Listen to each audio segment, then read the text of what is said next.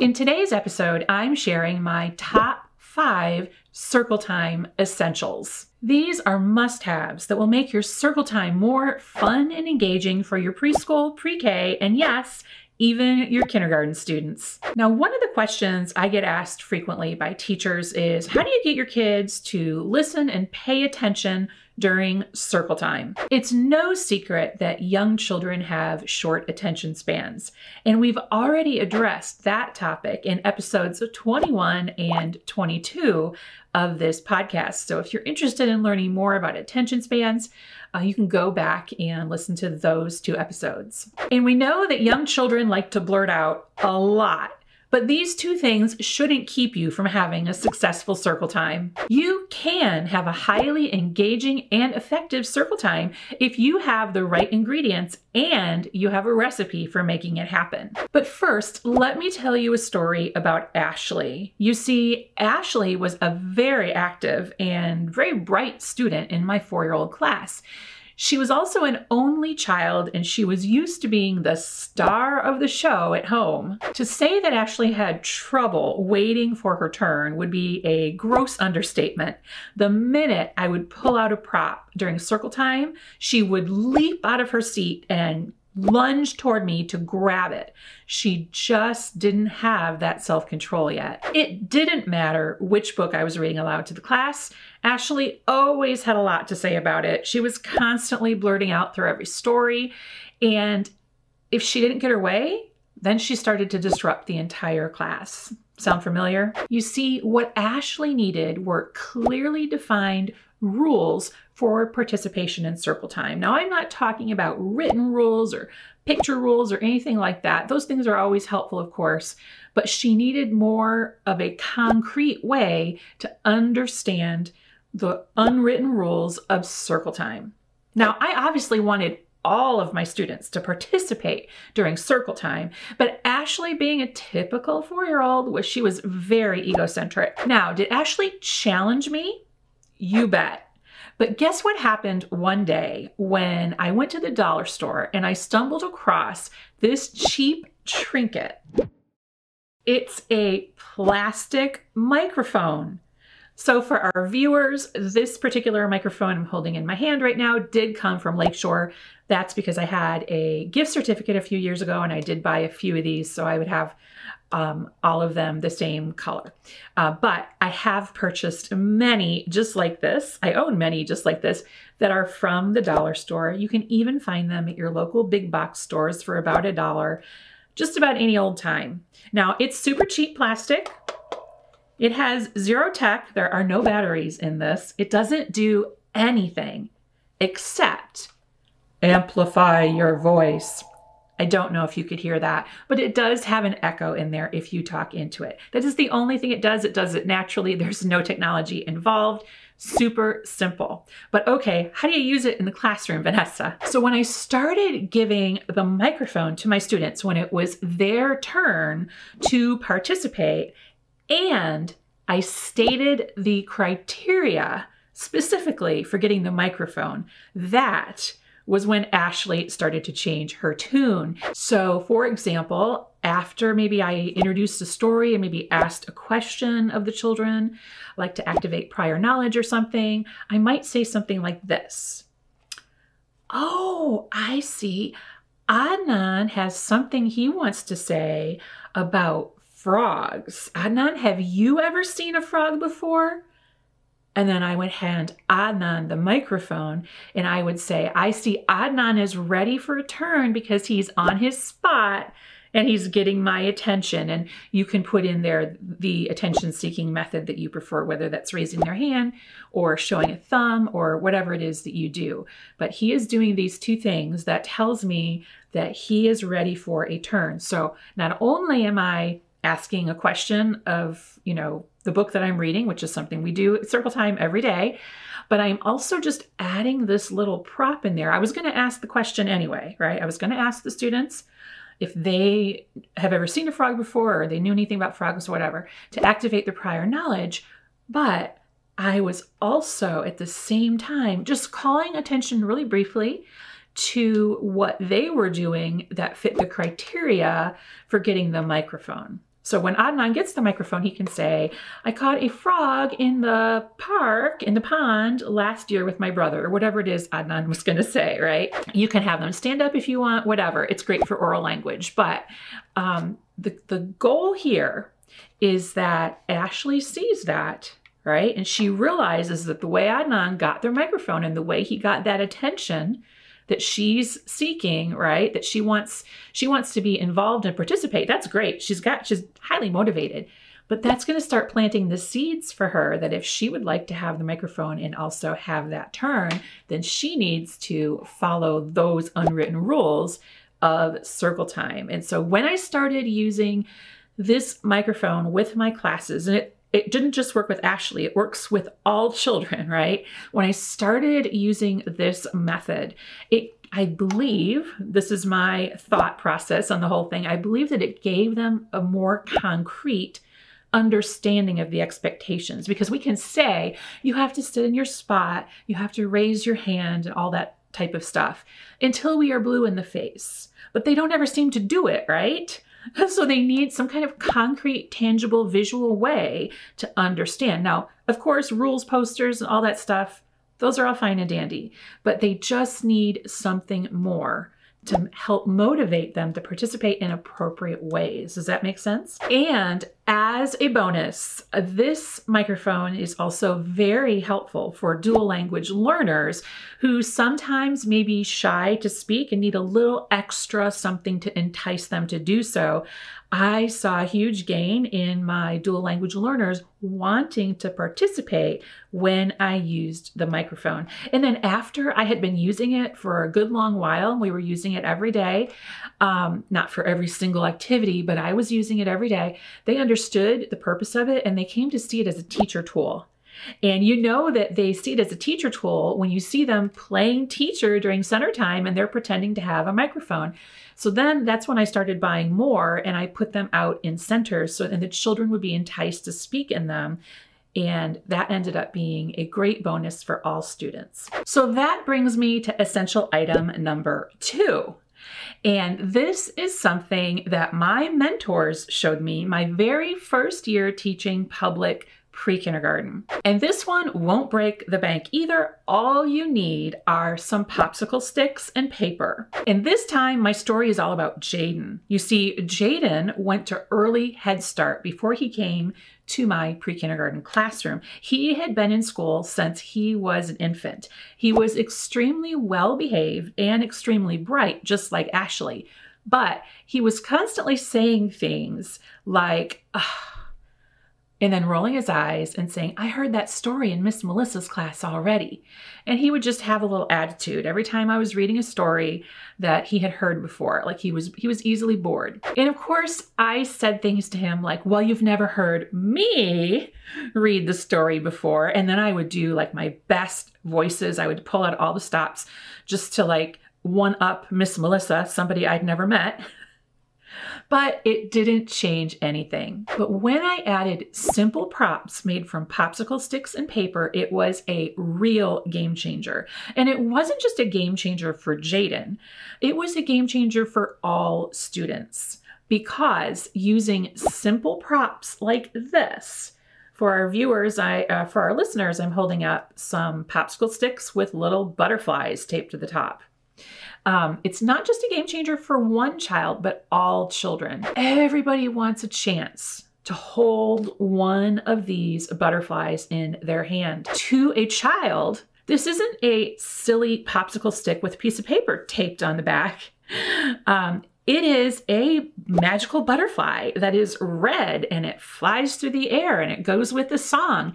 These are magical things to young children. In fact, these little popsicle sticks were so popular that I would often hear children at pickup time tell their parents, like let's say we did 5 green and speckled frogs that day with frogs on craft sticks or popsicle sticks.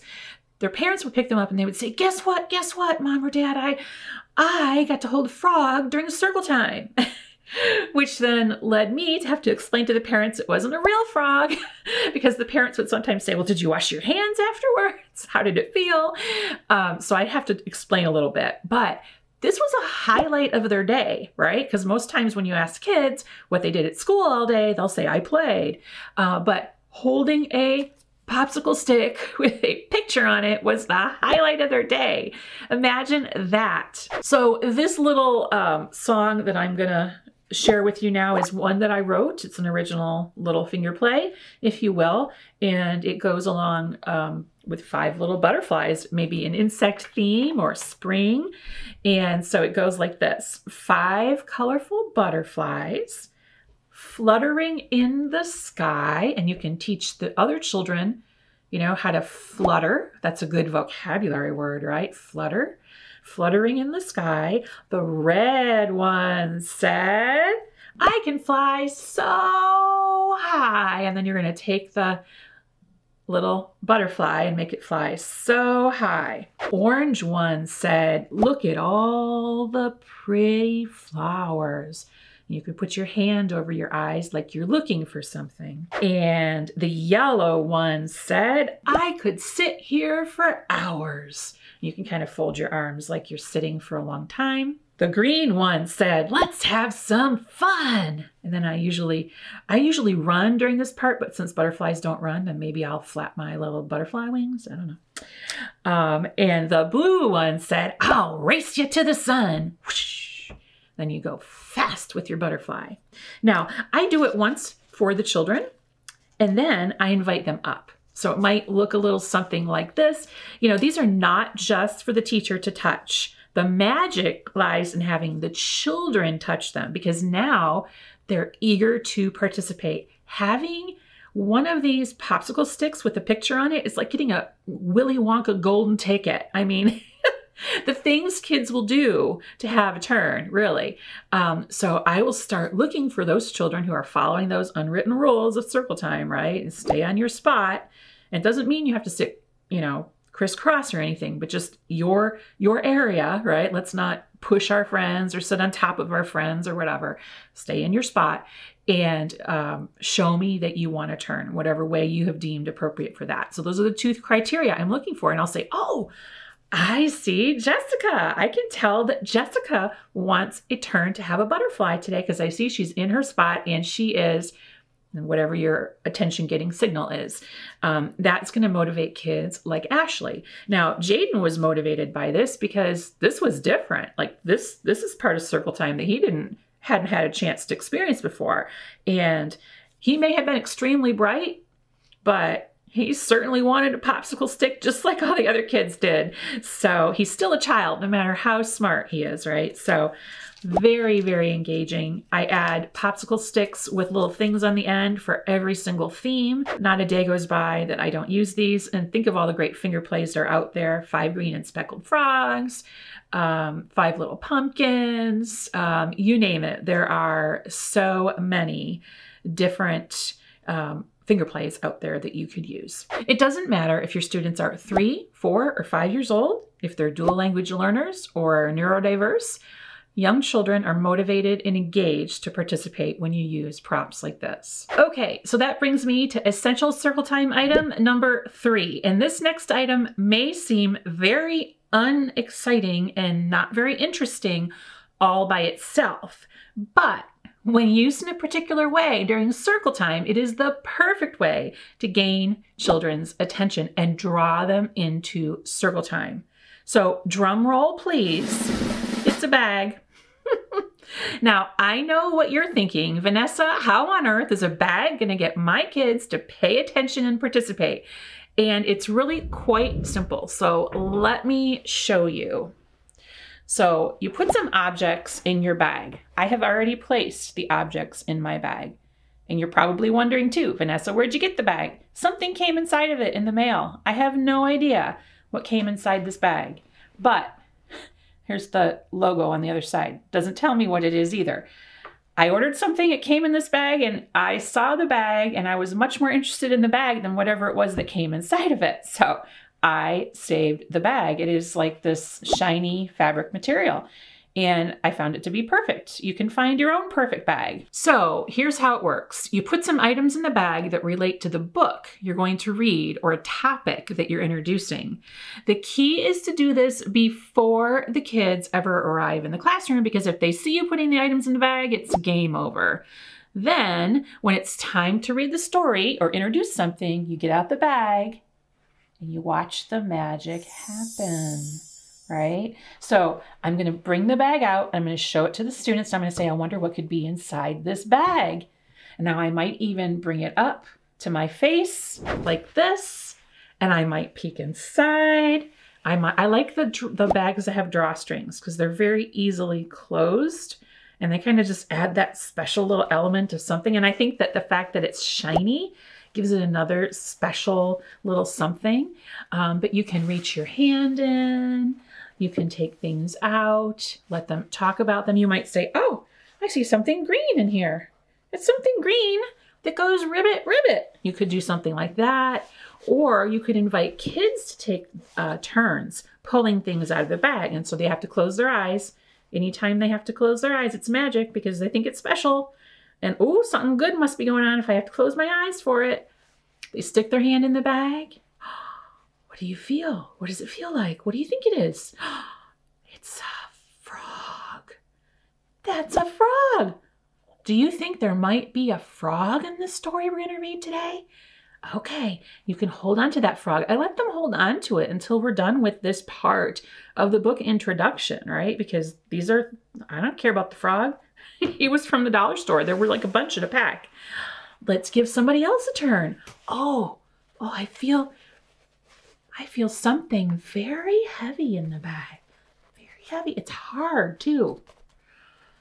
Let's see. Adriana, do you know what's in there? Stick your hand inside. Close your eyes. Tell us what it feels like. You feel something? You feel something soft in there too? You think you feel a pencil? Bring something out and show us. What is that? Was I right? Is it something hard? What is it? It's a rock. I think there might be frogs and rocks in this story. This is an interesting story. And so you're going to go through and do that. And I just have like 4 things in here, right? So I have like a piece of foam cut out in the shape of a lily pad, and I have a stick, okay? So I'm going to let them tell me what they think this story is going to be about. And then after we do that, now I don't take too long on that. That's going to, eat up some time, but don't take too long because then you're going to start losing their interest. Then you can pull out the book and say, let's see if you were right. Hold up your things. If you pick something from the bag, hold it up and show us. Let's see. Oh, there is something green there. Is that a frog?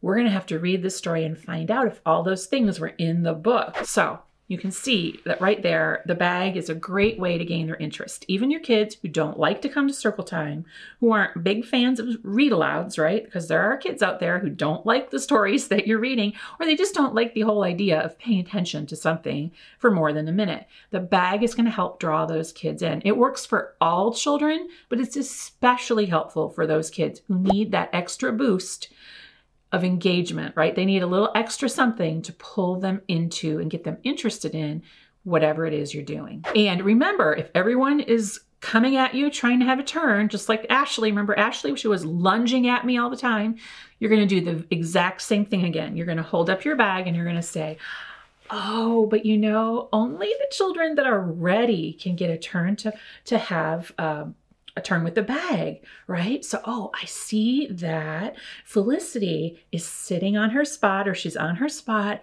and she's showing me that she would like a turn in whatever your appropriate signal is. So I'm going to let Felicity have a turn. Now remember, if you don't have a turn this time, there's still more things in the bag, if there are. And if you don't get a turn today, what do we always say? Tomorrow's another day, because you're going to be doing things where they have turns all day long, right? So there's no shortage of turn taking that's going to be happening in the classroom during that time. So next up is essential item number 4. And this is something I'm willing to bet that a lot of you already have and use in your classroom. It is a class puppet. And this is Allie the alligator. And as I was preparing for this episode today, I realized I don't know the difference between an alligator and a crocodile, so I could be completely wrong, but I've named her Allie the alligator. So let's hope she truly is an alligator. Several years ago, I use her all the time. I have a couple different puppets from that same vendor, and they no longer are in business, but you can find lots of puppets out there on Amazon if you look. But it really doesn't matter what type of puppet it is. It could be an alligator, it could be a frog, it could be a dog, it could be a cat, it could be an elephant, it could be a lion, it could be a bird. Whatever puppet it is, it doesn't matter, because the teacher is the one who brings the magic to the puppets, right? And more expensive puppets don't work any better than inexpensive puppets. So don't worry about the cost. All about how you use the puppet to interact with your students. It is a tool to increase engagement when you use a puppet in circle time. So just having the puppet isn't going to make your circle time magically better, right? It's not going to enhance your circle time. It's not going to make it the best circle time ever. It's all about how you use the puppet. I don't use the puppet for everything, right? And occasionally, you can use the puppet outside of circle time too. It doesn't have to be limited to circle time, but it is a great circle time essential tool you can use to increase that engagement. And so here's an example of how I might use it. Maybe I have gathered my kids around. It's before I've gotten the bag out, right? So let's back up and pretend I haven't shown you the bag already, and you're the student. I might say something like, oh, like everyone's getting ready to come to circle time, right? And maybe it's taking a little too long, or I just want to get their attention quickly, right? So I'll say, oh, boys and girls, Allie, she has something she wants to tell you, but she can't tell you until you're all ready to listen. And what do they have to do in order for you to tell them, Allie? She said that she needs to see all of you in your spot and ready to listen. Yep, that's right. Right, Allie? Okay. All right. Let me know when you're ready. See her big eyes? She's watching to see if you're ready. Okay. Oh, you're ready now? Oh, yes, I agree. The boys and girls are ready. Okay. So go ahead. Okay. Yeah. Yeah. Okay. Allie says that for today's story, we need to get out the bag. And she wants to remind you that not everyone can have a turn to see what's inside the bag. Everyone's gonna see it, but not everyone has a turn to reach in the bag. And that's okay, because what do we always say, Allie? That's right. Tomorrow's another day. And will we have more turns today to have turns? We sure will. That's right. Okay, everybody. Allie says it's time to get out the bag, and maybe I'll even have Allie pick the bag up in her big old mouth there and get it out for us. But really, very simple things like that, right? I'm using her as a tool. I'm using this puppet as a tool to capture their attention. And you know, the one thing that my kids always do, every year that I've used a puppet, without fail, they all want to talk to her. They all want to talk to the puppet. I have something I want to say to Allie. I have something I want to say to Allie every year. And so usually after I use her in this way, I'll let one child ask her a question. And somebody will say something like, Allie, do you have any brothers or sisters? Oh, that's a good question. Allie, do you have any brothers or sisters? She has 16 brothers and sisters. Wow, that's a lot of brothers and sisters. Does anybody else here have 16 brothers and sisters? That's pretty cool, Allie. You know, stuff like that. It's so simple, but so effective. So let me tell you a little story about when I started using puppets in my classroom. I had been using puppets for a little while, and when I was teaching Head Start, I had a little student named Talia. She was in my 3-year-old class. She's one of the sweetest students I ever had. I'm not using a pseudonym for her because she's grown with children by now, I am positive. And she just loved our class puppet. I don't even remember what it was that year, but it was the years when I had the same puppet for many years, and that puppet like slowly died over the year. It was very cheap. But she thought that puppet was real. And when I had a parent-teacher conference with her mom said, and I forget what the puppet's name was, let's call it Fred, I don't know. The mom kept asking me about Fred, and I was like, Fred, who's Fred? Like I wasn't in the frame of mind of she's talking about my class puppet, right? I thought she was talking, she kept saying, who's Fred? She said she likes to play with Fred at school, and I just want to know who Fred is. And I was just like, we don't have Fred in our class. Like we don't. And we didn't have a Fred in our program. So I'm like, maybe she has an imaginary friend. I think that was my idea at the time. And then it dawned on me when we were getting close to the end of the conference, this child had been telling her mom about Fred all year, and Fred was the puppet.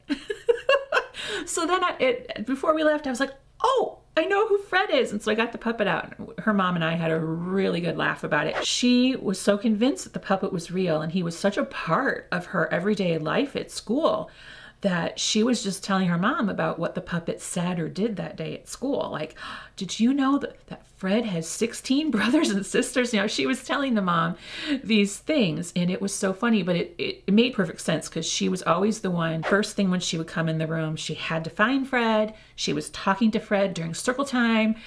She had a very active and rich imagination, but her mom and I got a really good laugh out of that one. So that was the year that I decided that Fred, or whoever the puppet was going to be a part of our classroom in every way. And so I made him a little picture card with his name on it, and we put it on our name wall. And so the kids would have a place, because Talia in particular would like to draw pictures for Fred, write letters to Fred. And of course that spurned the other children to do this same thing in our art center. So think about that too. So essential number 5 is circle time games. Now games are perfect for increasing engagement and expanding those tiny little attention spans. And here is an example of a circle time game that focuses on numeral identification. And of course, it doesn't have to be numerals. You could play many different types of circle time games, but on the screen for our viewers right now, I have a pocket chart. Now, do you have to have a pocket chart? No, you could totally do this on the floor with your kids sitting in a circle. But if you have a flat surface, you can put your pocket chart on, and you can attach it with magnets if you have a magnetic board. I have put magnetic clips at the top, or you can put it on a pocket chart stand, however you decide to do it. But so we have these cards, and they go all the way up to 31, and there's snowmen on each card. So there's card number 1, 2, 3, 4, 5, and on the screen I just have up to 11 because I'm just doing a demonstration for you. You can imagine the other 31 here.